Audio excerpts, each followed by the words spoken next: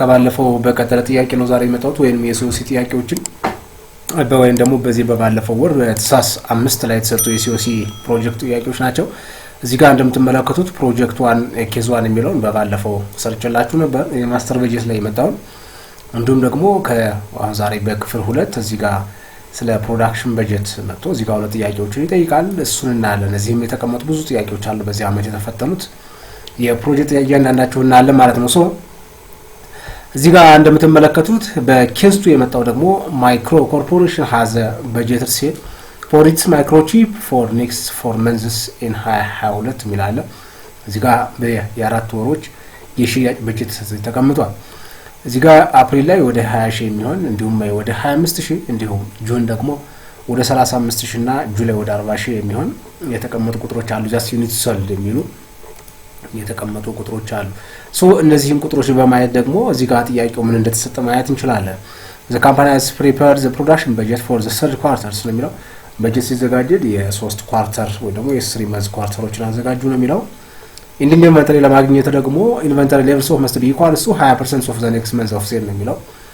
ኢንዲንግ ኢንቨንተሪውን ለመስራት ወይንም ለማግኘት ደግሞ 20% ኦፍ ዘ ኔክስት መንዝ ኦፍ ሴል እንፈልጉ ወይም ያን ተጠቀሙ ነው የሚለው። ይሄን በማለት እዚህ ጋር ሁለት ታስኮች ተቀብለናል። የመጀመሪያው ካልኩሌት ዘ ኢንዲንግ ኢንቨንተሪ ኦፍ ማርች ነው የሚለው። እዚህ ጋር ማርች የሚል የለም ከአፕሪል በፊት ያለው ነው። ማርች 31 የሚል እዚህ ጋር ፈልጉ ይላል። as a ending inventory of March is the beginning inventory of April የሚሆነው እዚህ ጋር ፈልጉ ይላል።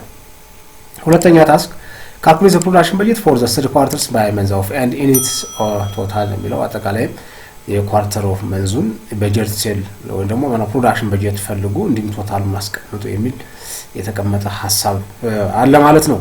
ሶ በዚህ መሰረት እዚህ ጋር በዚህ መንገድ ተሰርቶላችኋል። ያ ማለት በዚህ መንገድ አብረን ነው አለ ማለት ነው። የመጀመሪያው ታስክ ካልኩሌት ዘ ኢንዲንግ ኢንቨንተሪ ኦፍ ማርች 31 ማለት እዚህ ጋር ላይ አፕሪል ነው አይደለ? አፕሪል ካፕሪት ማን አለ? ማርች እዚህ ጋር ላይ ማርች አለ። ለምሳሌ ማርች እንለውና የማርችን ለመፈለግ ደግሞ የኢንዲንግ ኢንቨንተሪ ለመፈለግ ዛት ኢዝ የቢጊኒንግ ቅድም እዚህ ጋር መምለናል።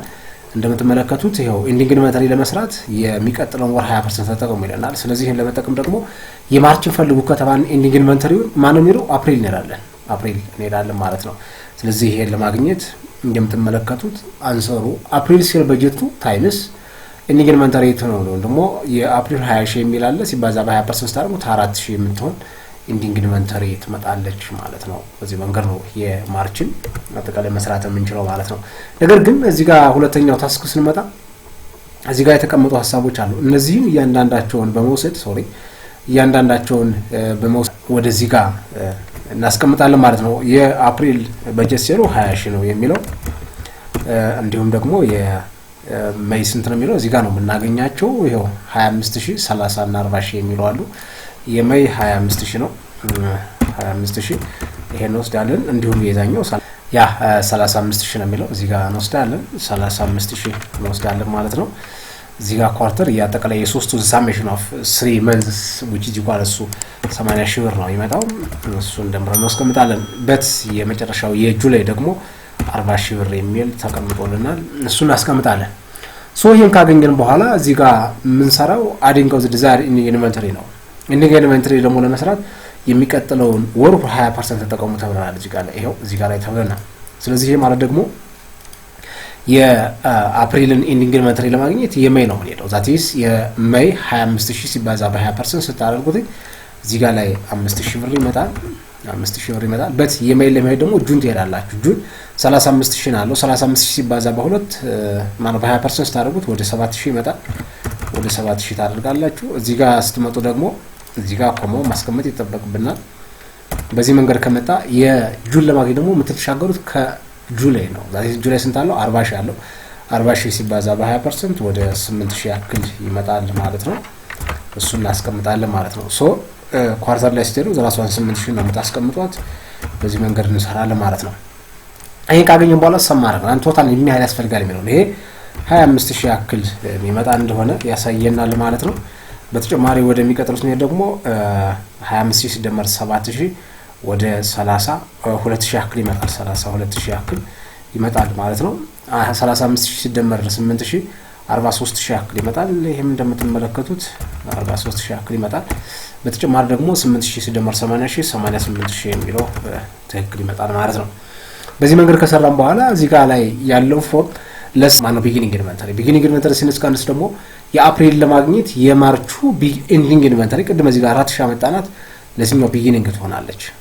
ያቲስ because እዚህ ጋር ላይ የማርች ኤንዲንግ ኢንቨንተሪ ያልናት እዚህ ጋር ላይ ቢጊኒንግ ናት ተቀጥታ ያቲስ እቺን 4000 ብር ከዚህ እናስቀምጣለን ማለት ነው።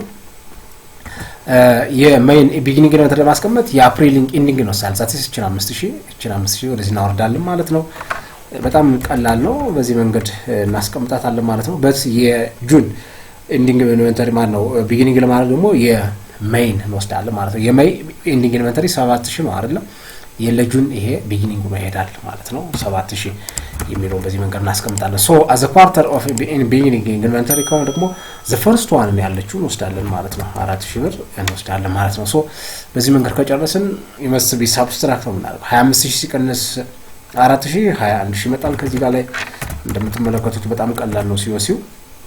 እንደገና 32000 ሲቀነስ 5000 ወደ 27000 ያክል ይመጣል ማለት ነው።